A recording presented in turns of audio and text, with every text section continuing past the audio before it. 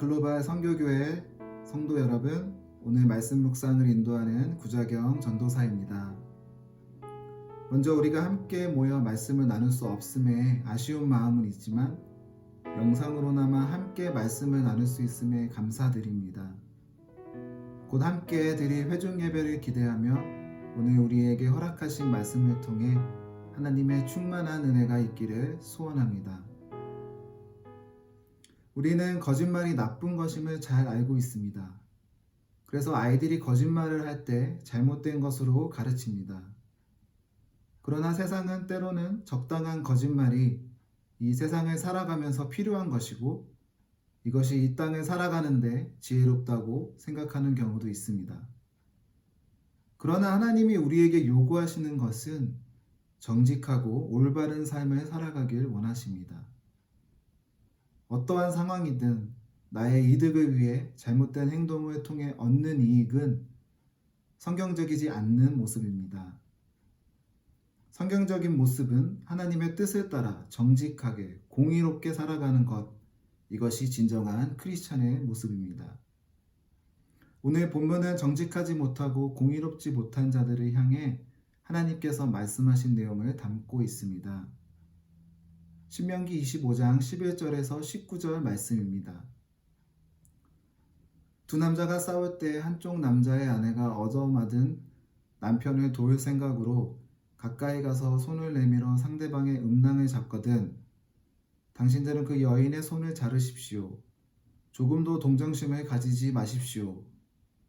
당신들은 주머니에 크고 작은 다른 저울추를 2개 가지고 있어서는 안 됩니다. 당신들의 집에 크고 작은 다른 되가 2개 있어서도 안 됩니다. 당신들은 바르고 확실한 저울추와 바르고 확실한 되를 사용하십시오. 그러면 주 당신들의 하나님이 주시는 땅에서 당신들이 오래 살 것입니다. 틀리는 추와 되를 가지고 속임수를 쓰는 사람은 누구든지 주 당신들의 하나님이 싫어하십니다. 당신들이 이집트에서 나오던 길에 아말렉 사람이 당신들에게 한 일을 기억하십시오. 그들이 당신들이 피곤하고 지쳤을 때 길에서 당신들을 만나 당신들 뒤에 처진 사람들을 모조리 쳐 죽였습니다. 그들은 하나님을 두려워할 줄 모르는 자들입니다. 주 당신들의 하나님이 유산으로 주셔서 당신들로 차지하게 하시는 땅에서 주 당신들의 하나님이 당신들의 사방의 적들을 물리치셔서 당신들로 안식을 누리게 하실 때 당신들은 하늘 아래에서 아말렉 사람을 흔적도 없이 없애버려야 합니다. 이것을 잊지 말아야 합니다. 아멘. 먼저 11절과 12절을 살펴보면 두 남자가 싸우는 상황이 나옵니다. 그리고 한 남자의 아내가 자신의 남편을 도울 생각으로 싸움에서 쉽게 이기기 위해 상대 남자의 급소를 때리게 되고 그 결과 손을 자르라는 무서운 벌을 내리라고 설명하고 있습니다.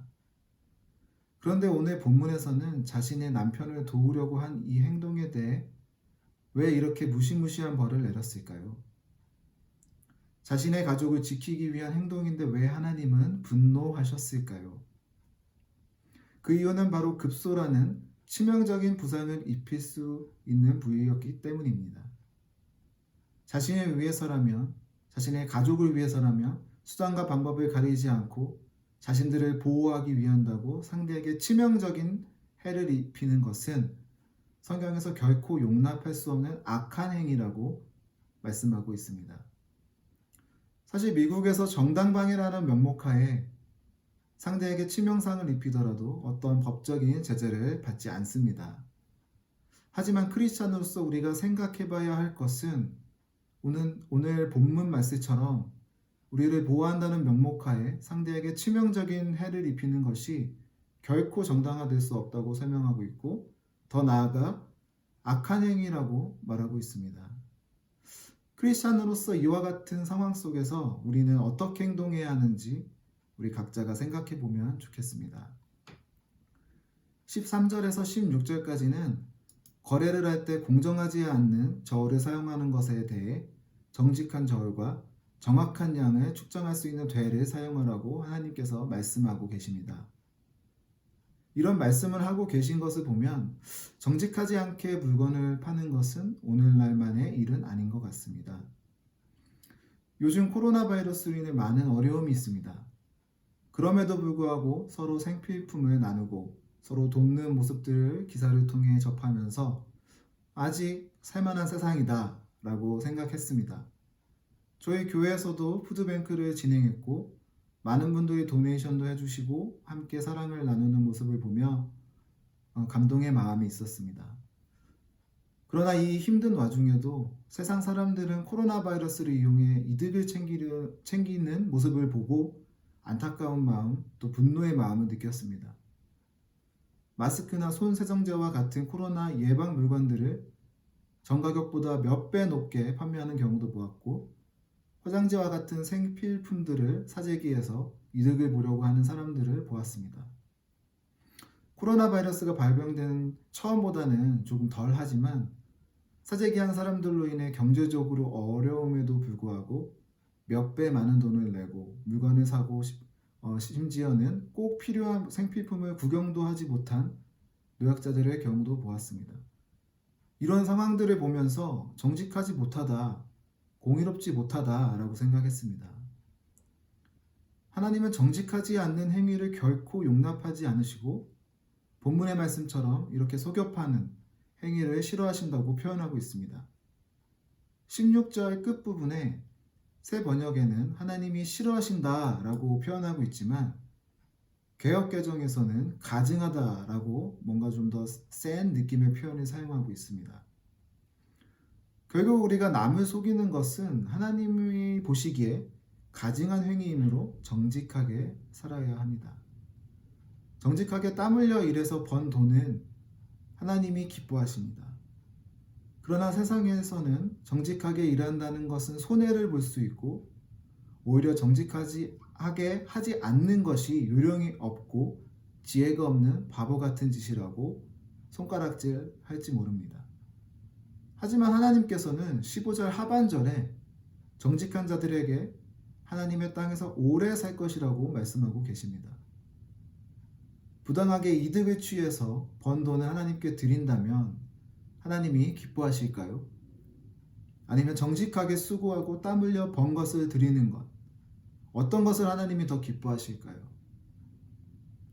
하나님은 우리의 모든 삶의 영역 속에 늘 우리를 지켜보고 함께 하십니다. 즉 삶의 모든 자리에서 하나님께 영광을 올려드리는 것이죠. 교회 안에서만 하나님이 함께 동행하는 것이 아닙니다. 그렇기 때문에 우리는 정직해야 합니다. 정직하게 살아가는 것이 크리스찬으로서 마땅한 삶이라고 생각합니다. 마지막으로 17절에서 19절에 등장하는 아말렉은 이스라엘의 백성들이 출애굽 이후에 광야길에서 행군 중에 지친 이스라엘 백성들, 즉 약한 자들을 집중적으로 노리고 뒤에서 죽이거나 약탈했습니다. 이들은 싸울 능력이 없었던 여자, 어린 아이, 노약자, 장애인들이었습니다. 이것은 아말렉이 의도적으로 정당하지 못한 방법으로 약한 자들을 친 것입니다. 아말렉이 비겁한 방법으로 이스라엘의 약한 자들을 친 것은 18절 하반절에 하나님을 두려워할 줄 모르기 때문에 라고 성경은 말하고 있습니다. 하나님은 단순하게 아말렉이 이스라엘 백성을 쳐서 진노하신 게 아니라 하나님을 두려워하지 않고 비겁한 방법을 써서 약한 자들만 골라 쳤기 때문에 아말렉에 대해 진노하셨습니다. 그리고 하나님은 19절 하반절에 아말렉 사람들을 하늘 아래 아말렉 사람들을 흔적도 없이 없애야 한다는 것을 잊지 말아야 한다고 말씀하셨습니다. 그리고 수백 년이 지난 후 사무엘상 15장에서 사울 왕을 통해 아말렉을 진멸하셨습니다. 성도 여러분, 우리도 신앙생활을 하면서 하나님을 두려워하지 않고 우리의 이익을 위해, 우리의 편함을 위해 세상의 모습처럼 살아왔다면 회개해야 합니다. 하나님은 사울 왕을 통해 아말렉을 진멸하셨듯이 공의 하나님은 반드시 자신의 공의를 펼치실 것이기 때문에 반드시 심판하실 것입니다. 따라서 오늘 본문을 통해 우리 안에서 아말렉과 같은 모습이 없는지 돌아보는 시간이 되기를 주 예수 그리스도 이름으로 축원드립니다. 오늘 본문을 통해 세 가지를 살펴보았습니다. 하나님은 나의 이익을 위해 남에게 치명적인 부상을 입히는 것을 싫어하시고 나의 이익을 위해 부당한 이득을 얻는 것도 싫어하십니다. 또한 약한 자들을 괴롭히고 비겁한 모습을 보시며 진노하셨음을 알 수 있습니다. 하나님은 공의의 하나님이십니다. 이스라엘 백성들이 가나안 땅에서 정직하고 공의롭고 약자에 대한 배려가 넘치는 나라를 만들기 원하셨습니다. 하지만 정직하고 공의롭지 못한 모습들을 매우 싫어하셨고 진노하셨고 심판하셨습니다. 사랑하는 성도 여러분, 이 세상에 살아가면서 정직하고 공정하게 살아가는 것은 쉽지 않습니다.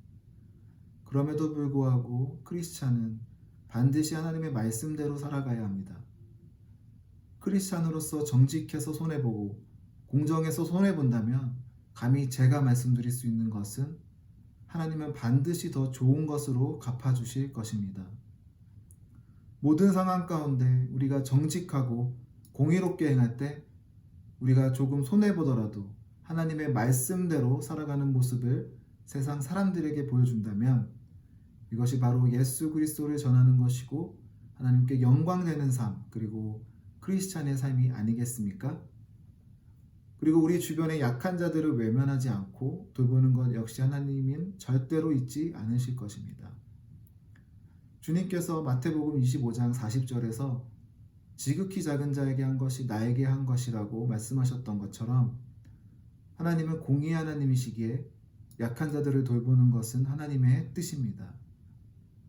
우리가 이 세상의 방법이 아닌 하나님의 방법으로 살아갈 때 우리의 모습을 통해 하나님을 영광 받으실 것입니다.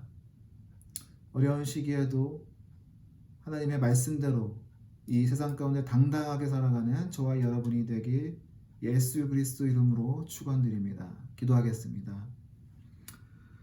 사랑의 하나님, 감사합니다. 오늘도 우리에게 허락하신 이 말씀을 통해 우리가 이 땅에 살아가면서 정직하고 공의로운 삶을 살아가야 한다고 말씀하셨습니다. 우리 크리스찬은 세상의 방법이 아니라 하나님의 방법으로 살아가야 함이 마땅함을 기억하고 앞으로 우리의 남은 삶 동안 우리가 조금 손해보더라도 정직하게, 공정하게, 공의롭게 살아갈 수 있도록 인도하여 주옵소서. 지금 이런 어려운 시기 가운데 상황만 바라보지 않고 모든 상황을 통치하시는 주님을 바라보게 하시고 우리 주위의 약한 자들을 돌아볼 수 있는 마음도 허락하여 주시옵소서. 우리는 할 수 없으되 하나님은 하실 수 있사오니 성령님 친히 우리와 동행하시고 가르쳐 주셔서 우리가 이 땅 가운데 살아가면서 하나님께 영광이 되는 삶 살 수 있도록 우리를 이끌어 주옵소서. 공의롭고 완전하신 우리 주님을 찬양합니다. 살아계신 우리 주 예수 그리스도 이름으로 기도드렸습니다. 아멘.